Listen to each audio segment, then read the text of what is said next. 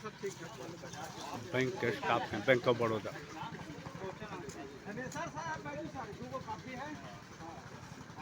बाकी हम लोग पीछे सपोर्टिंग में हैं। अभी हम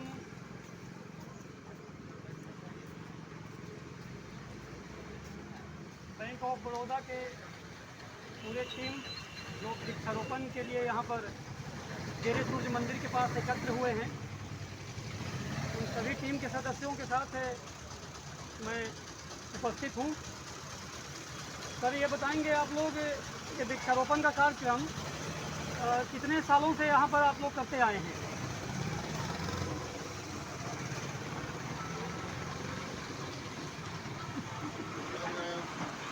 अभी इसका शुरुआत 2019 से हमने किया था और अभी ये 2024 हो गई, मतलब कि 5-6 साल से 5-6 साल से हो गया। इसकी प्रेरणा कैसे मिली आपको? वृक्षारोपण करने की प्रेरणा क्यों किया जा रहा है?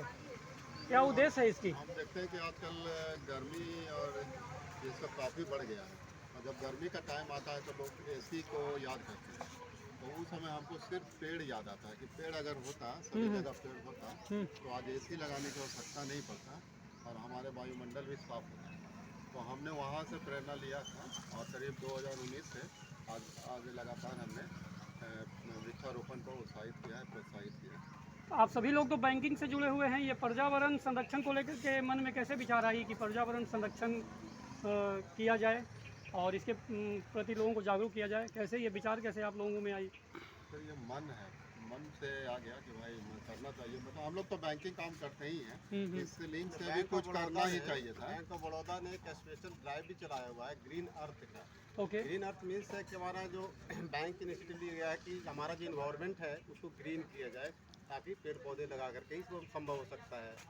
तो ये हमारे बहुत सारे बैंक और कॉरपोरेट ऑफिस से भी इसका एक बॉब अर्थ का एक मैंने मिशन चलाया जा रहा है, उसी के तहत हम लोग ज़्यादा ही प्रभावित हुए। अच्छा, आगे भी इस तरह की प्रोग्राम आप लोग चलाते रहेंगे? हाँ, आगे की भी योजना है? ये इसका तो हम लोग का पूरा ही हमारा समाज को इसको आगे बढ़ाने की ज़रूरत है। आज के डेट में हमारा वायुमंडल इतने ही ज़्यादा गर्म होते जा रहे हैं due to cutting of trees and all, global warming. तो इसको ध्यान में रखते हुए हम तो पूरे देशवासियों से अपील करना चाहते हैं कि हर व्यक्ति कम से कम 2 पेड़ जरूर लगाए। राइट। हाँ हाँ, आप लोग बताइए कुछ पर्यावरण संतुलन कैसे कायम किया जा सकता है?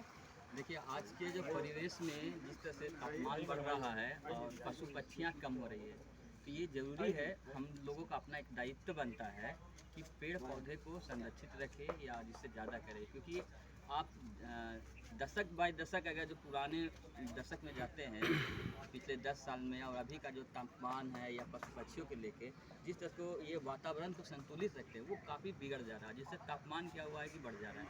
और इसका एक ही है मूल मंत्र कि आप पौधे जितने से ज़्यादा पेड़ पौधे लगाएंगे इस वातावरण को शुद्ध रखेंगे और सभी चीज़ को संतुलित कर पाएंगे। गया के बारे में बोला जाता है कि गया बिना पेड़ के पहाड़ गया में पाए जाते हैं, तो आप लोग की कार्यक्रम उस तरफ पहाड़ों के ऊपर क्यों नहीं? इसी मिथ्या को हम लोग को दूर करने का है। ये देखिए, भारत सरकार का भी पहल है और ये हमारे जो ऑर्गेनाइजेशन जिसमें हम लोग काम कर रहे हैं उसका भी पहल है। तो इस मिथ्या को हम लोग दूर करने का एक छोटा सा प्रयास कर रहे हैं और सभी गया वासियों से अपील रहेगा कि इस चीज़ में आगे बढ़े और ज़्यादा से ज़्यादा पेड़ पौधे लगाएं और इस मिथ्या को भी दूर करें, जिससे हमारा जीवन और सुचारू रूप से चले। चलिए, आप सभी को बहुत बहुत धन्यवाद। और सर, सबसे धन्यवाद करेंगे राजू सर को कि राजू सर और उनकी टीम को बहुत बहुत धन्यवाद देंगे कि इन्होंने हम लोग को इस मुहिम में जोड़ा, इस लायक समझे। इनको बहुत बहुत तहे दिल से धन्यवाद और आगे हम चाहेंगे कि हमेशा हर साल होते रहें। 2 मिनट दीदी से ले लीजिए। एक ये बैंक ऑफ बड़ौदा से जुड़ी हुई नहीं, सामाजिक और मेरा नाम संगीता सिन्हा है और हम सभी को ये देखने वाले को राधे राधे कहना चाहेंगे। और क्योंकि हम गया शहर में हम निरंतर 2 साल से गौ सेवा करके चल रहे हैं हमारा अभियान ही है गौ सेवा का संरक्षण और संवर्धन हो। जी तो पिछले साल भी 2023 में हमारे राजू सर के द्वारा हमें आमंत्रित किया गया वृक्षारोपण में। हमें आकर के बहुत हमारा मन आह्लादित हुआ। फिर इस बार दोबारा भी मौका मिला है, बहुत अच्छा लगा। और पर्यावरण को बचाना हमारा कर्तव्य है, प्रकृति को बचाना हमारा कर्तव्य है और मूल धरोहर है, हमारे जीने का आधार है, धरती का पोषक है। पेड़ पौधे, जीव जंतु, नदी, पोखर, तालाब, इन सबों को बचाना है। तभी हमारे आने वाली पीढ़ी पेड़ों को देख सकेंगे और वो स्वस्थ और बिल्कुल निरोगी रह सकेंगे। और हमारा जीवन का लक्ष्य होना चाहिए निरोगी काया। उसका सबसे बड़ा आधार है पेड़ पौधा और स्वस्थ वातावरण। तो इसमें जीने के लिए हम लोगों को आगे प्रवेश करना है और हम सबका एक अथक प्रयास होना चाहिए इस प्रकृति को हम जितना से जितना हो बचाने का प्रयास करें।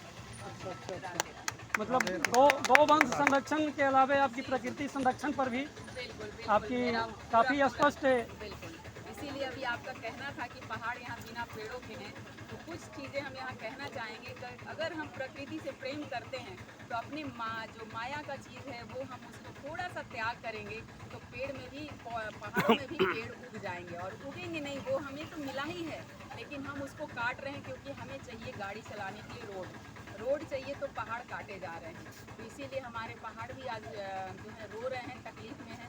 तो उनको बचाने का एक मार्ग यही तरीका है कि हम सब अपनी माया को थोड़ा सा कम करें और आगे हम प्रकृति को लेकर के चलें। इसलिए हमारा गौ सेवा सबसे पहले अभियान है कि जो भी रोड के नंदी और बछड़े हैं उनकी सेवा ये श्री नंदी गौ सेवा आश्रम की संचालिका करती है। अभी हमारे गौशाला में करीब 22 से 23 नंदी और बछड़े पल रहे हैं। हम पाल नहीं रहे हैं, हम बस देख रेख कर रहे हैं। पालने वाले तो मेरे पालनहार हैं और बेहतर तरीके से सब लूले, लंगड़े, अंधे, बहरे सब आकर के हमारे गोवंश हैं हमारे गौशाला में। आप सब सभी सहयोग दें कि इनसे को भी बचा करके हम आगे बढ़ सकें। चलिए, प्रकृति से जुड़े हुए चीज़ों की संरक्षण करने के लिए आप सभी टीम को बहुत बहुत धन्यवाद। जी, बैंक का बहुत बहुत धन्यवाद कि प्रकृति को बचाने में एक मुहिम इन्होंने चलाया है। इसलिए बैंक के सारे टीमों को मेरा बहुत बहुत शुभकामनाएं।